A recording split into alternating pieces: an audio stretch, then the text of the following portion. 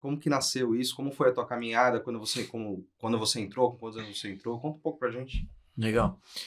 Eu sempre quis ser piloto de avião, né? Se eu tivesse a foto aqui, eu ia falar, põe aí na tela. Eu Uhum. tenho foto com 3 anos de idade com um macacãozinho de piloto, assim. Minha mãe guarda com muito orgulho até hoje isso. Então, eu sempre quis, né? Eu brincava de avião e, de uma forma até meio prematura, eu queria ser piloto. Até um pouquinho antes a Uhum. gente conversou sobre isso. Então, eu ia em banca de jornal, comprava revista, é, os brinquedos, eu montava avião de plástico. Então, sempre querendo, e sem dúvida nenhuma, desde criança, ser piloto.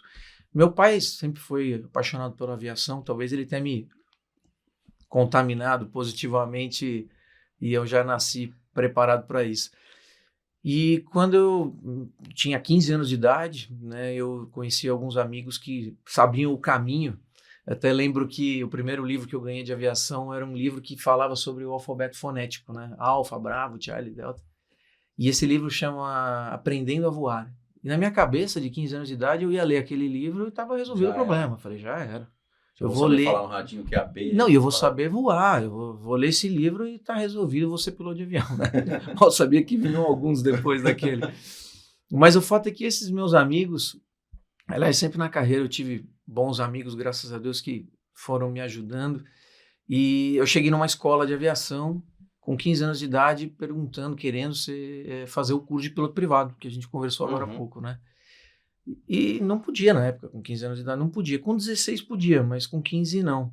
E eu, né, desde 3 anos de idade já estava esperando esse momento, eu não queria perder mais um mês, né? E aí o comandante Wagner, que era o dono da escola, ele comentou, olha, você espera um pouquinho, não tem problema, deixa completar 16 anos, você volta e faz a próxima turma. Pô, eu comecei a chorar dentro da sala dele, que eu queria fazer o curso e acho que ele olhou e falou, esse menino deve ter algum problema, né? Esse menino é maluco. E daí começou toda essa história e eu comecei meu curso de piloto privado com 15 anos e com 16 eu comecei a voar e solei com 16 anos depois de alguns meses. Solar é o quê? Solar, desculpa, é natural a gente falar, é quando depois de começar a voar no aeroclube, o instrutor diz assim, poxa, eu acho que agora ele consegue fazer isso sozinho. Ah, tá. Solar é tipo Voar seguir carreira sozinho. solo. Voar literalmente. Entendi. E aí, isso foi lá em Tietê, no interior de São Paulo. E como é que foi tua reação, cara? Primeiro, o que você estava assim? Você consegue lembrar o que você estava Lembro, sentindo? eu até arrepiado aqui, eu tremia. Pensou, cara. E eu, na verdade, eu não sabia. Eu sabia que eu estava chegando perto desse dia, porque eu estava fazendo tudo o que ele me pedia, mas eu não sabia quando ele ia fazer isso. E esse dia, meus pais estavam lá, e aí ele pousou e falou assim, a gente vinha para pouso, ele falou, olha, esse pouso vai ser completo, a gente não vai tocar e arremeter. Uhum. Aí eu falei, e lá vem ele, né? Aí eu pousei, ele falou, agora eu vou sair, você faz 2 pousos iguaizinhos esses que você fez comigo, tá bom? E aí ele saiu e eu comecei a taxiar, a perna batia assim no pedal, né? O pé batia no pedal. E aí eu comecei a cantar, porque era alguma coisa que te relaxava. eu tava tentando ficar tranquilo. Você lembra a música? Lembro, era uma música do Rush. Ah. Agora me fugiu o nome É, pela emoção, Is, mas depois não eu te é conto. aquela Is, Mas né? Superconductor. Superconductor. Lembra? Você conhece? Sim. Rush. Eu não vou cantar aqui porque, né, eu não sou cantor, mas sim. Nem eu. Cantei mal, aliás, não tinha ninguém no avião, era eu sozinho, então tudo bem. E aí eu decolei, fiz os pousos e foi tudo certo. Tomei o meu banho de óleo, que é um batismo que a gente tem na aviação. E os caras jogam a lata de óleo em cima. É mesmo? É. Vai ser uma delícia pra limpar isso. Não sai por um bom tempo. Ou te joga dentro da lata de óleo, né? Que normalmente é o pior. Pega 5, o cara te joga dentro de um barril de óleo. Uhum. Até um detalhe que eu esqueci, que eu acho que é legal contar, é que eu queria ser piloto, quando menor, de caça, né? E um pouco antes disso, eu comecei a buscar informações. Não era que nem hoje que a gente tinha acesso, né? Não era tão fácil assim na internet, no Google não existia na época. Isso eu tô falando de 93, mais ou menos 94. E aí eu descobri que existia a EPICAR, que era a Escola Preparatória de Cadetes do Ar, em Barbacena, em Minas.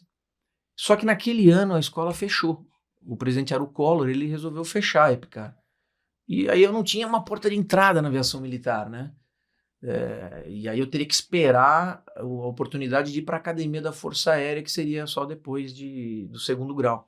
Porque a EPICAR era um 2º grau dentro da Força Aérea. Eu mandei uma carta pro Collor. E eu tenho Pro essa Collor. carta até hoje. Ele respondeu, claro. Ele lá. respondeu. É o gabinete, né, em nome dele. Imagino Ah. que ele tenha assinado lá só. Sim. E disse que a Força Aérea precisava de pessoas como eu, mas que naquele momento a Ipcar não estava disponível, que eu esperasse a oportunidade da AFA. Só que não deu tempo, porque eu estava com muita pressa. E aí eu segui a aviação Seguiu. comercial e, graças a Deus, sou muito feliz. Então, foi assim que começou. Eu fiz meus cursos depois também em Tietê e no Aeroclube de São Paulo, onde eu conheci o Bien, que foi aí de monomotor para bimotor, né? Só para não alongar muito, né? Os treinamentos de voo por instrumento, que é o voar sem ver, né? O voo visual sem estar em contato com Terreno. o terreno, né? Visual, literalmente. A gente treina, inclusive, isso é uma curiosidade, nessa fase de voo por instrumentos, colocando jornal no vidro, assim, no para-brisa do avião. O instrutor põe um jornal assim e fala, Só agora por- só para a gente olhar para os maluco. instrumentos. É muito legal. Que legal. É muito legal. Bacana. Muito legal. Emocionante. E Nossa, assim, vou acelerar para Não, passar o bem. cara, não temos tempo, fica Não, tranquilo. É porque se deixar eu fico aqui o dia todo, porque é Podemos emocionante ficar. para mim, né? Fica. E aí depois dessa formação básica, né, piloto privado, piloto comercial, eu precisava trabalhar, né? Começar, eu eu tinha 19 anos nesse momento. E aí, nessas andanças pelo aeroporto, né, a gente caminhava com o currículo embaixo do braço, né, tentando encaixar, achar um espaço para entrar no mercado, era muito difícil. Tinha muito piloto nessa época, né?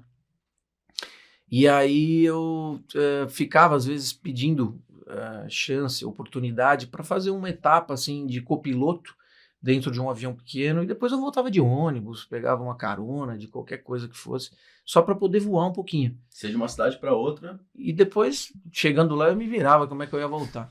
E uma essa acho que eu não sabia, né? E numa dessas eu conheci o Zé Mioto, talvez ele assista isso, o xerife do interior de São Paulo, um doce, na história da aviação, e eu não sabia. Ele me levou de Sêneca, que é um bimotor a pistão, que era o avião que ele voava para um fazendeiro, para Lins, que é a cidade dele. Uhum. Interior de né? São Paulo, né? Interior de São Paulo. Vamos lá, menino, sobe aí, aquele jeito. Uhum. E quando eu soube também foi uma correria, não tem nada, você tá aqui, vai do jeito que tá. Uhum. E eu fui, cheguei lá, ele falou, e aí, agora como é que você vai embora? Eu falei, não, tudo bem, se eu puder me deixar na rodoviária. Ele falou, não, eu vou te levar para casa. Ele me levou para casa dele. Pode falar algumas coisas, como, por exemplo, eu não tinha nem cueca. Pode. Eu tive que pegar uma emprestada. E aí eu caí nas graças dele, creio eu. E ele que foi a pessoa que me conseguiu meu primeiro emprego, que foi num Bonanza, um monomotor que tem a cauda assim, ó, em V. Uhum. Um avião lindo. Aliás, é o avião que eu mais tenho saudade de voar. Para um fazendeiro, Rubens Furquim também, não sei se ele vai nos assistir aqui, também mora em Coração. E aí eu comecei a voar esse avião pro Binho, como eu chamava ele, indo para a fazenda dele, ali de Lins para Nova Chavantina, que era no Mato Grosso, né? Era no Mato Grosso, obviamente, ainda.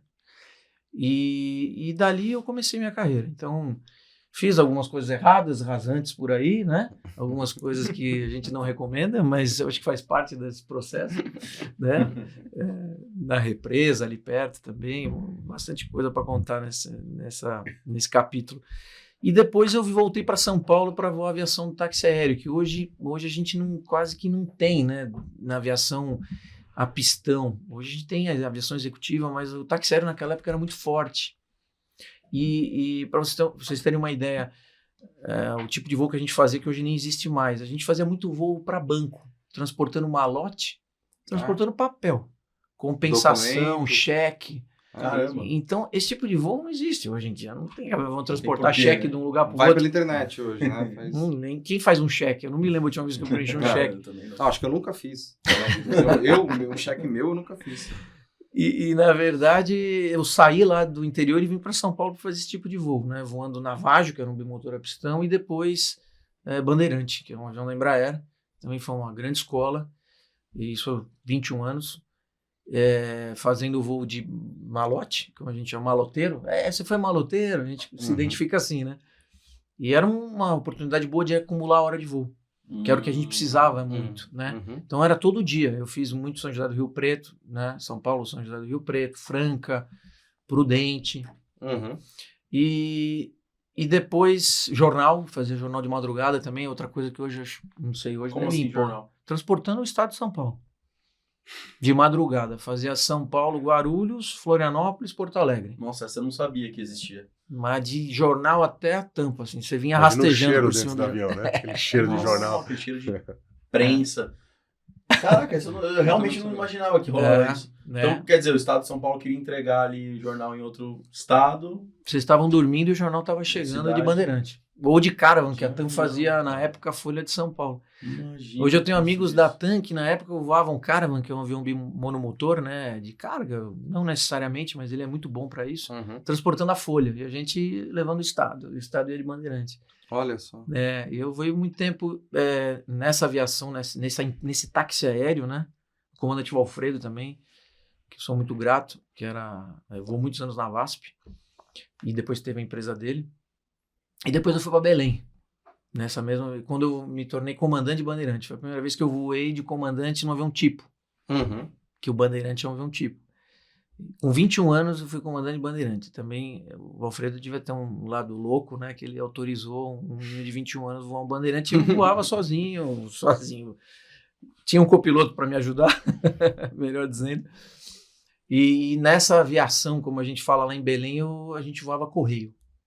Então transportava carga do correio, mas transportava defunto, transportava caixa com pintinho, todo Nossa tipo de Senhora. carga que você pode imaginar. Às vezes vinha um passageiro ou outro isso junto. ainda acontece hoje, esse tipo de carga? Correio, sim. Esquife, né, como a gente costuma dizer, também, dependendo da necessidade. Norte e Nordeste, o transporte e a aviação de pequeno porte ela é muito importante, né? Porque até a gente sobrevoando hoje, né? A floresta amazônica, ali você vê os rios, eles são assim, né? Imagina uma pessoa que sai de uma região aqui para atravessar outra de barco, quantas horas demora por conta do caminho que tem que se fazer pela água, não é uma linha Não tem reta. estrada, né?